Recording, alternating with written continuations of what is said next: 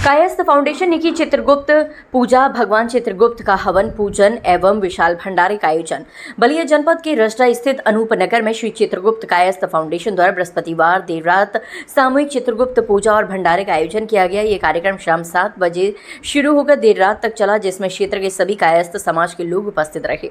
इस अवसर पर कायस्थ समाज ने सृष्टि के लेखाकार भगवान श्री चित्रगुप्त महाराज की विधि विधान से पूजा अर्चना की। भगवान का हवन पूजन किया गया और साथ ही कलम दवात की भी पूजा की गई, जो इस पर्व का एक महत्वपूर्ण हिस्सा है। पूजा के उपरांत प्रसाद वितरण और एक विशाल भंडारे का भी आयोजन किया गया। श्री चित्रगुप्त कायस्थ फाउंडेशन के प्रमुख आकाश श्रीवास्तव ने इस कार्यक्रम को सर्व समाज का बताया। उन्होंने कहा कि ये कलम की पूजा करने और समाज को जोड़ने का संदेश देता है। प्रशांत शेखर ने कार्यक्रम में आए सभी लोगों का अभिवादन किया और उन्हें एकता बनाए रखने के लिए प्रेरित किया।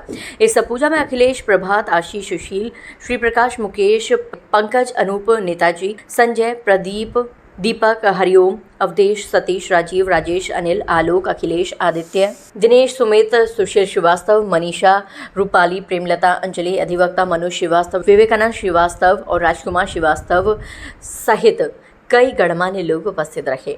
बलिया से संवाददाता राघवेंद्र कुमार गौतम की रिपोर्ट। कार्यक्रम रखा गया। आज हम लोगों का एक ट्रस्ट है, श्री चित्रगुप्त कायस्थ फाउंडेशन ट्रस्ट, जिसके माध्यम से हम लोग प्रति वर्ष आपका खिलोदर का पोखरा दसरा कोटवारी मोड़ पे श्री चित्रगुप्त मंदिर है, तो भगवान श्री चित्रगुप्त की आज पूजा कराई जाती है पूरे देश भर में। तो आज हम लोग इस तहसील स्तर पे हम लोग अपने यहाँ भगवान श्री चित्रगुप्त की पूजा करते हैं। सारे कायस्थ एकत्रित होकर के अन्य धर्म के लोग भी आते हैं और भंडारे का आयोजन किया जाता है। क्या ये कार्यक्रम हर साल चलता है? बिल्कुल, ये हर साल चलता है और मैं आपकी सूचना के लिए बता दूं कि हर 6 महीने पे हम लोग कराते हैं। अच्छा, हर 6 महीने पे? हर 6 महीने पे। अभी आपका आज मार्च में आता है प्रकटोत्सव दिवस, भगवान श्री चित्रगुप्त का प्रकटोत्सव दिवस मनाया जाता है। तो उस समय भी हम आपको आपके मीडिया के माध्यम से आपको सूचित करेंगे और आप को सादर आमंत्रित करेंगे। चर्चा का विषय है कि आपके कुल में देखा जाए तो कुल देवता को कलम दवात की पूजा की जाती है। इसकी विशेषता जनता भी जानना चाहिए, क्या है, कुछ बताएंगे? बिल्कुल, देखिए, क्योंकि कलम और दावात की पूजा की जाती है, कलम और दावात से हम इतिहास लिखते हैं, किसी का भविष्य लिख सकते हैं। इसी तरीके से किसी का लेखा जोखा, चाहे वो कंपनी हो, घर हो, द्वार, हर चीज़। तो भगवान ने भी अपने सभी जो भी सृष्टि की रचना की जब इन्होंने, तो इस सृष्टि की लेखा जोखा करने के लिए भगवान श्री चित्रगुप्त ने अवतार लिया।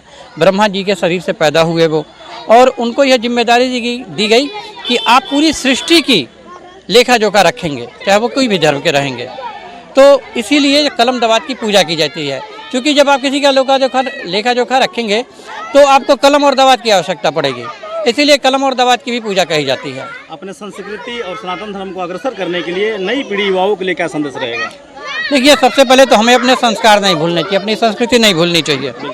हमारी संस्कृति है वैदिक संस्कृति, और उस वैदिक परंपरा के अनुसार हमें अपने अपने कुल देवताओं की पूजा पाठ करनी चाहिए। समय समय पे भंडारे का आयोजन कराना चाहिए, लोगों को एक दूसरे से जोड़ना चाहिए, सोशल मीडिया के माध्यम से जोड़ना चाहिए। मेरा संदेश यही है, चाहे वो युवा पीढ़ी हो या उससे थोड़ी आगे की पीढ़ी हो, सभी लोग अपने अपने इतिहास को खंगालें और अगर उनका इतिहास किसी से भी जुड़ा है, उस जुड़ाव को महसूस करें वो और आगे बढ़ें।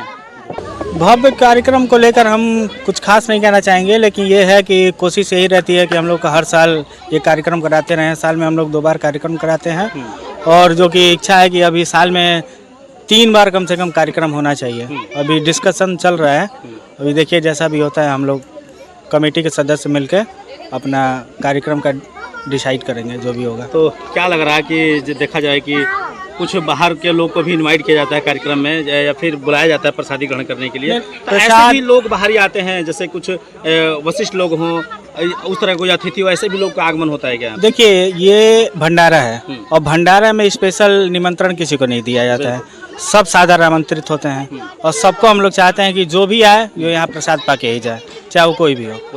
हाँ, स्पेशली किसी को भी इनविटेशन नहीं दिया जाता। आज प्रसादी के रूप में क्या क्या वितरण किया जाएगा, या फिर प्रसाद के रूप में, भंडारे के रूप में चावल, दाल, पूरी, सब्जी, बुनिया, रायता, और प्रसाद में यही दिया जाएगा कि केला है, लड्डू है और भी चूरन वगैरह है।